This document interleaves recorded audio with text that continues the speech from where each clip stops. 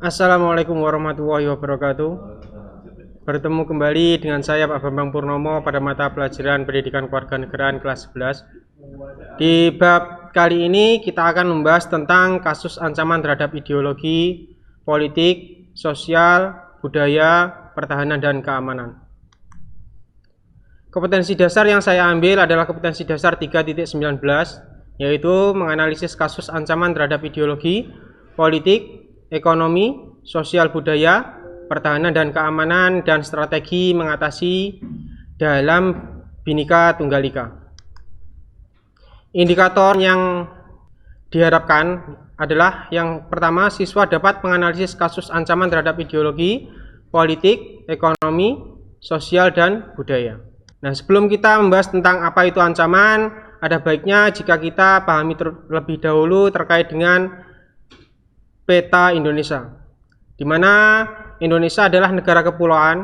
Antara pulau satu dan pulau yang lain ini dipisahkan oleh laut. Karena dipisahkan oleh laut, wilayah pulau satu dengan wilayah pulau yang lain ini pasti mempunyai keberagaman. Keberagaman yang ada di Indonesia bisa berupa suku, kemudian agama, ras, kemudian bahasa.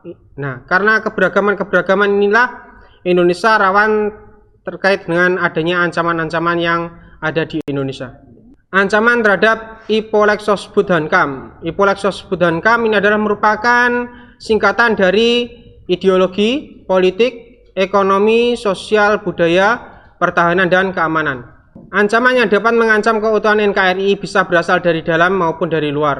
Ancaman ini dapat berdimensi pada aspek ideologi, politik, ekonomi, sosial, budaya, pertahanan, dan keamanan. Ancaman di bidang ideologi.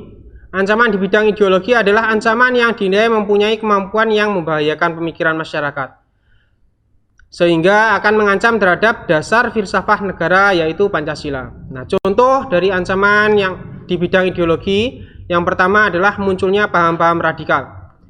Contoh misalnya paham radikal yang ada di Indonesia. Pada waktu tahun 1948 ini pernah muncul ideologi komunis atau paham komunis yang terjadi di Madiun pada waktu tahun 1948. Selain paham ideologi komunis, ini juga muncul pemberontakan DITI, Darul Islam Tentara Islam Indonesia.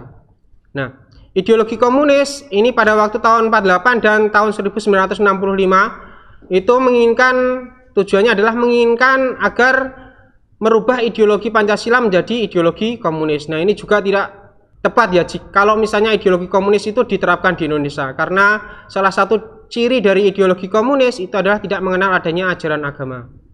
Kemudian paham radikal yang kedua adalah Darul Islam Tentara Islam Indonesia.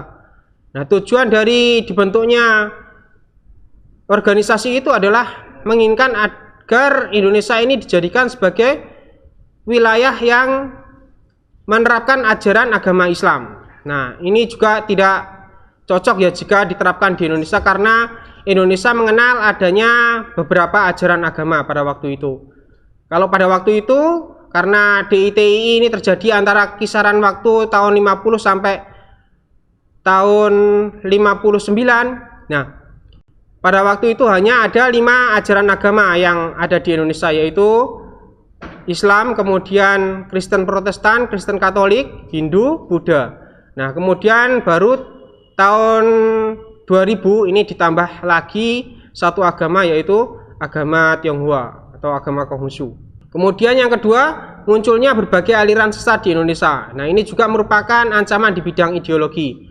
Aliran sesat yang ada di Indonesia itu misalnya seperti Gavatar, Gerakan Fajar Nusantara. Nah, ini juga merupakan aliran sesat yang tidak diperbolehkan muncul di Indonesia ya, karena aliran ini itu adalah pemimpinnya itu menganggap bahwasanya ia adalah nabi setelah Nabi Muhammad. Nah, ini merupakan aliran sesat yang ada di Indonesia. Kemudian aliran sesat yang ada di Indonesia yang lain itu misalnya seperti Kerajaan Ubur-ubur. Nah, ini juga pernah muncul di Indonesia. Kerajaan ini merupakan kerajaan yang menganggap bahwa Nabi Muhammad SAW ini adalah merupakan orang yang mempunyai jenis kelamin perempuan. Nah, ini juga merupakan ajaran sesat ya, yang dilarang di Indonesia. Kemudian yang ketiga, sikap apatis terhadap pemerintah. Nah, sikap apatis ini adalah sikap acuh tak acuh terhadap pemerintah atau terhadap kebijakan-kebijakan yang dibuat oleh pemerintah. Ini juga merupakan ancaman di bidang ideologi. Kemudian yang terakhir, kurangnya kecintaan terhadap produk dalam negeri. Nah, ini sudah jelas bahwa setiap warga negara itu seharusnya cinta terhadap produk-produk dalam negeri, tapi kebanyakan masyarakat sekarang itu lebih membeli barang-barang dari luar dibanding dengan kita membeli barang-barang produk dalam negeri. Kemudian yang kedua, ancaman di bidang politik. Ancaman di bidang politik adalah setiap usaha dan kegiatan baik dalam negeri maupun luar negeri yang dikategorikan sebagai hal yang membahayakan dan memecah belah persatuan dengan mengatasnamakan politik.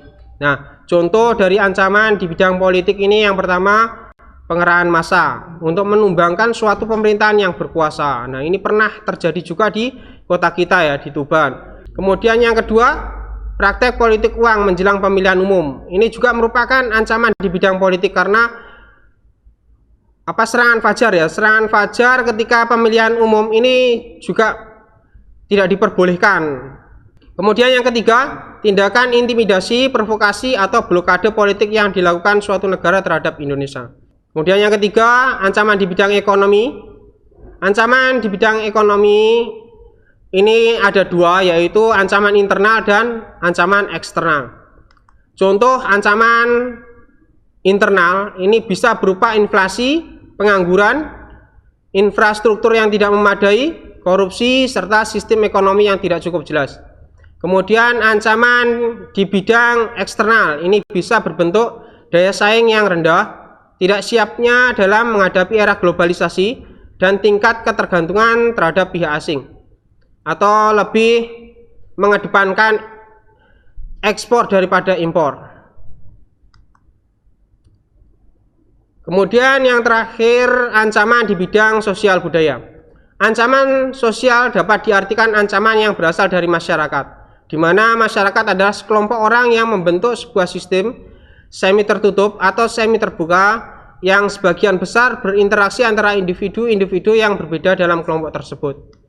Nah, contoh ancaman di bidang sosial budaya yaitu konflik vertikal, bisa berupa isu kebodohan, keterbelakangan, serta ketidakadilan yang bisa menimbulkan konflik.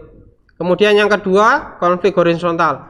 Nah, ini bisa berupa isu adanya provokasi yang mengandung unsur sara atau suku, agama, ras, atau antar golongan. Ya, sementara itu yang bisa saya sampaikan di pertemuan di bab baru ini. Akhir kata, wassalamualaikum warahmatullahi wabarakatuh.